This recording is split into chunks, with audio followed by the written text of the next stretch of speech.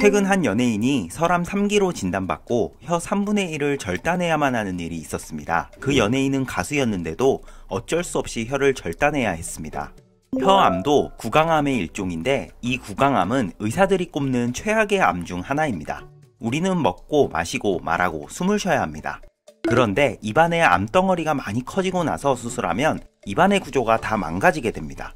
못 먹고 말도 제대로 못하고 숨도 제대로 쉬기 어려울 뿐더러 먹고 숨 쉴 때마다 고통스럽죠. 정말 살아있는 게 지옥입니다. 그리고 수술 전후로 바뀐 어색한 자기 모습에 크게 좌절하게 됩니다. 그렇다고 해서 수술을 하지 않으면 우리 얼굴에는 눈, 코, 입, 혀 등 온갖 중요한 구조물들이 빽빽히 모여 있는데 이것들을 결국에는 암덩어리가 다 잡아먹으면서 더 끔찍한 고통이 생기게 되고 얼굴이 망가지게 됩니다. 그래서 가장 좋은 건 조기에 발견해서 완치해버리는 건데요. 다행히 우리가 잘 알고 유심히 관찰만 할 수 있다면 구강암은 초기에 발견할 수 있습니다.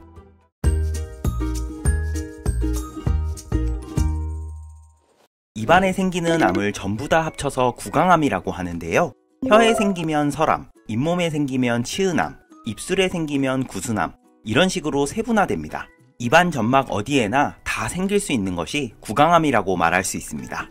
그럼 구강암을 초기에 의심할 수 있는 증상을 말씀드리겠습니다. 첫 번째는 바로 입안이 헌게 시간이 지나도 좋아지지 않는 겁니다. 보통 입병이라고 부르는 구내염이 지속하는 거죠.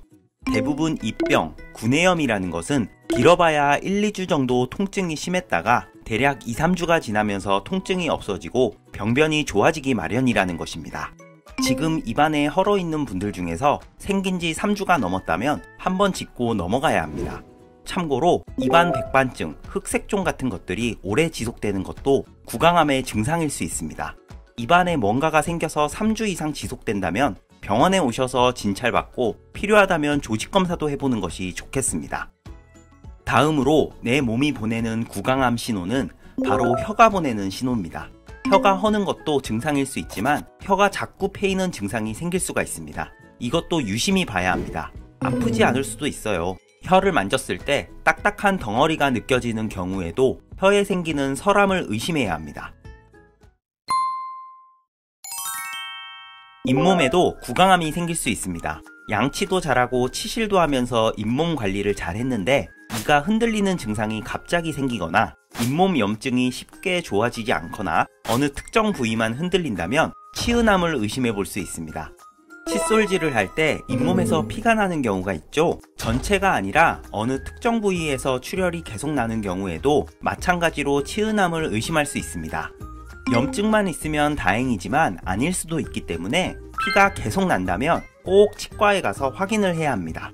염증이라도 이런 증상이 지속되면 치아가 빠질 수도 있기 때문이기도 합니다. 이외에도 평상시와 다르게 물을 마시거나 할 때 입술이 얼얼한 느낌이 든다면 그리고 그런 느낌이 계속된다면 구강암을 의심해 볼 수 있습니다. 틀니를 끼는 분들 중에서도 잘 맞던 틀니가 어느 순간 잘 맞지 않게 되는 증상 같은 것도 구강암의 초기 증상일 수 있으니 이상하다 하고 무시하면 안 됩니다. 최근 자료에 따르면 구강암은 매년 1.6%씩 증가하고 있습니다. 특히 설암은 40세 이상에서 매년 2%씩 증가하고 있고 40세 미만에서는 6% 정도씩 증가하는 추세니까 오늘 이야기한 증상을 꼭 주기적으로 확인해야겠습니다. 제가 이야기한 입안 증상이 쉽게 좋아지지 않고 계속된다면 구강암을 의심하고 병원 진료를 한 번쯤은 받아보시기를 바라겠습니다. 2번, 3번 가는 게 귀찮을 수 있지만 한 번이라도 의사가 본다면 구강암은 입만 벌려서 진찰하면 조기에 발견할 수 있기 때문입니다. 위암이나 대장암처럼 내시경을 해야 하는 것도 아니고 비용도 저렴합니다. 하지만 묵혀서 키우면 결과가 끔찍하니까 오늘 내용 꼭 명심하시고 건강하시길 바라겠습니다. 감사합니다.